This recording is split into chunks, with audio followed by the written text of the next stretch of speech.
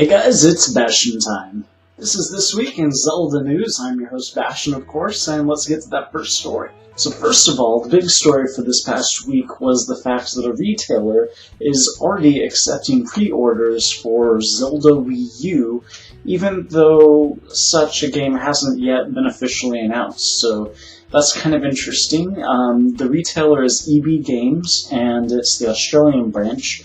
And, I mean, there is the tiniest possibility that they might somehow know something that the rest of Internet land doesn't, and that maybe Zelda Wii U is going to be announced shortly, but it doesn't seem that way, especially since no other retailers have been picking up on this and making such a claim. But regardless, if you wanted to go ahead and pre-order the next Zelda title for the Wii U, you can go ahead and do so. They're taking pre-orders, so if you're Australian and want to know how to do that, there'll be a link down below.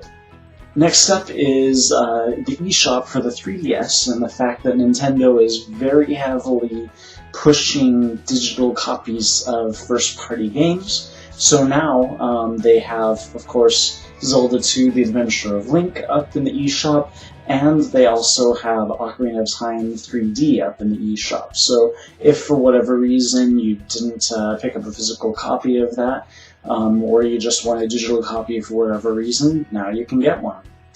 Our next story is about Zelda merchandise, and you know me, I like to wear Zelda shirts and such.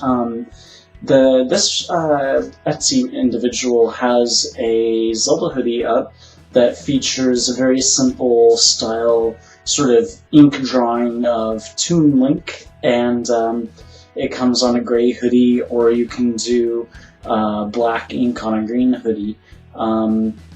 It's alright looking, but I have to say it is going for $40, and I don't know. I don't think I'll be picking this one up. I've seen some really impressive Zelda hoodies out there for about the same price, and this one just doesn't quite cut the mustard for me, so I don't know.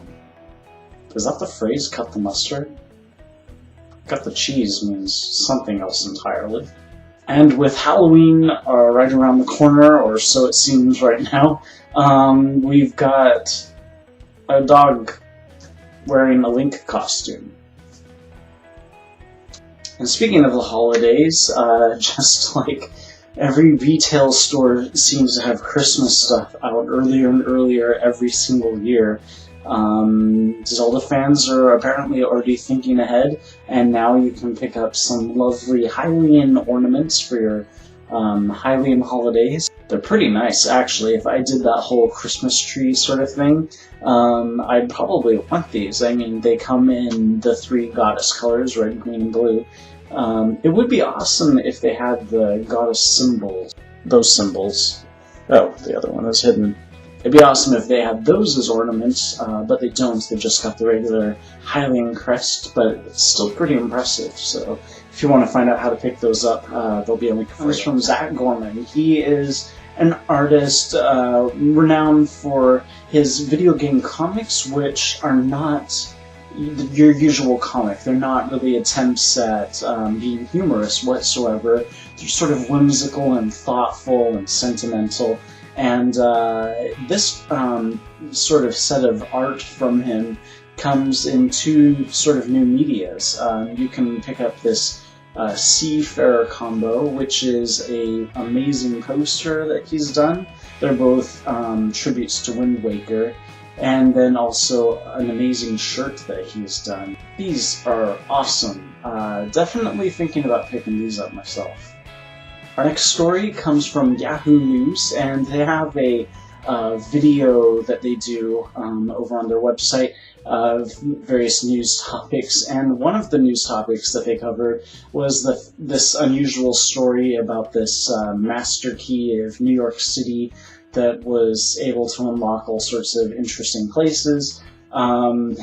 The presenter apparently was a Zelda fan because he commented in the news story that if only he had had that while he was playing Ocarina of Time in the Water Temple, it could have been a heck of a lot easier. It's just awesome to see that we Zelda fans are everywhere.